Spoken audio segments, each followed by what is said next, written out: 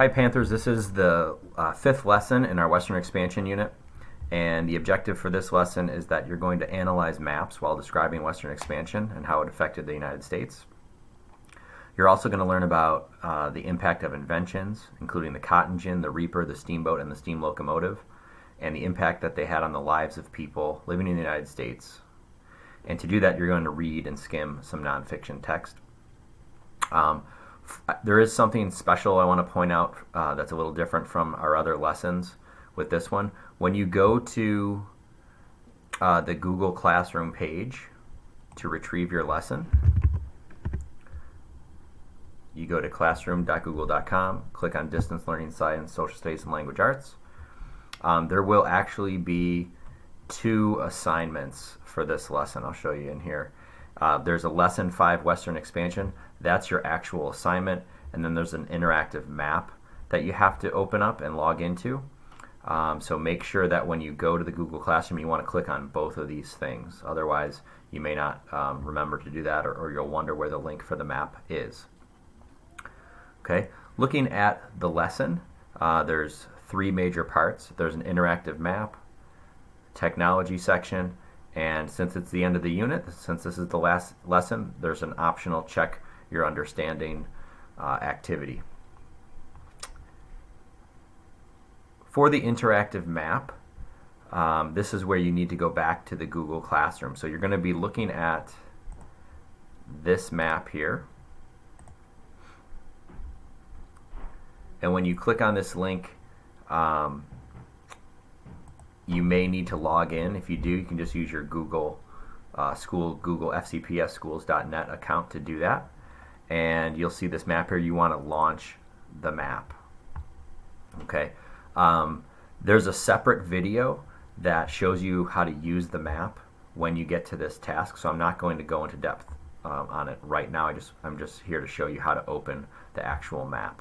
But you're basically going to be clicking around on this map to answer these questions. So we're looking specifically at 1800 and 1850. That's what we're comparing, before and after. If you think about it that way, before Western Expansion and after Western Expansion. Once you've completed answering those questions, don't feel like you need to write in complete sentences. A lot of the answers are lists or numbers, so it shouldn't take you too long to type in your answers. You're going to use the information in the table to fill in the blanks in this paragraph. Okay, this is a paragraph that needs a title. It also needs some factual information and details. And if you've done a good job answering these questions, it should be pretty intuitive of what to type in here in these specific blanks. Okay, and again, if you miss a blank, or you're not sure, or you didn't get an answer to a question so you don't know what to put, always check the See the Teacher video at the end. Also, make sure that you finish your closing sentence. The final task for this unit is to discuss new technology during Western Expansion. We're going to use this text, and we're going to use our nonfiction reading skills here. So we're going to look at things like the title, subtitles. We're going to notice when there's bold print. We're going to read picture captions. We're going to look at images. Not so much at these text work questions, but you do want to organize your thought process. So a good thing to do is to skim through these pages and notice that the first section is on growth and transportation, and there's a subheading, the Erie Canal. Then it goes on to steamboats and railroads. There's some bold print here for important words. There's pictures and captions on each page. There's maps and keys. Then it starts talking about overland trails, something we learned about last unit. The gold rush, 49ers, gold mining, new inventions. Then it starts talking about farming and industrial inventions, inventors, benefits of certain inventions, the costs associated with these inventions, consequences, textiles, the experience of children who worked in factories, and the growth of the textile industry, and eventually it starts talking about mass production. It starts talking about the growth of factories and steam power as well. Then it gets into new farm machinery, so reapers and threshers, steel plows, and changes for farmers. Okay, so we've gone through the text and we've read each of the headings. Now I'm going to go back to my questions.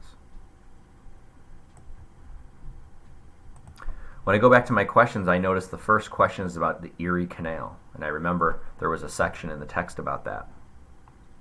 It asked me to look at a diagram. Then it goes on to talk about steamboats, railroads. It talks about a person named Eli Whitney. There's four questions about Eli Whitney. Then it goes on to talk about the reaper. So right away here I can identify some things, some keywords that I need to find the sections in the text about. So if I go back to my text, I can see right away that the first thing's about the Erie Canal. So this is a page that's going to be important to me to read carefully. Then I can see the next section is about steamboats and railroads. And my next two questions after the Erie Canal are about steamboats and railroads. Then I've got a series of questions on Eli Whitney's cotton gin. So I want to scan the text for that. Here's overland trails. I'm looking for cotton gin. Here's the California Gold Rush.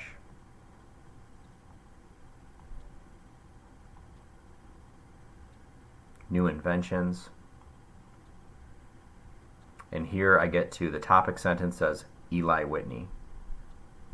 The next paragraph, the topic sentence, talks about the cotton gin. This chart talks about cotton production. And here's an image of Eli Whitney and an image of the cotton gin. So I can bet that this is going to be a section I really want to pay close attention to as well to help me answer questions. And then finally, the final invention is the reaper. So now I'm going to scan the remaining text to see if I can find something about a reaper. This is still talking about the cotton gin. Here's a new section about Eli Whitney and mass production. I'm not seeing anything in here about the reaper. The growth of factories. Still not seeing anything about the reaper as I scan the text. And then when I get to the last section called new farm machinery, I can see there's something here called the reaper. So I'm going to want to pay close attention to this section of text to help me answer those questions. So that's a quick example of how you would scan nonfiction text to help you find answers. I hope that's helpful for you today as you go through the reading. Remember always to try to quote the text when possible. Use evidence from the text to answer your questions, and writing complete sentences.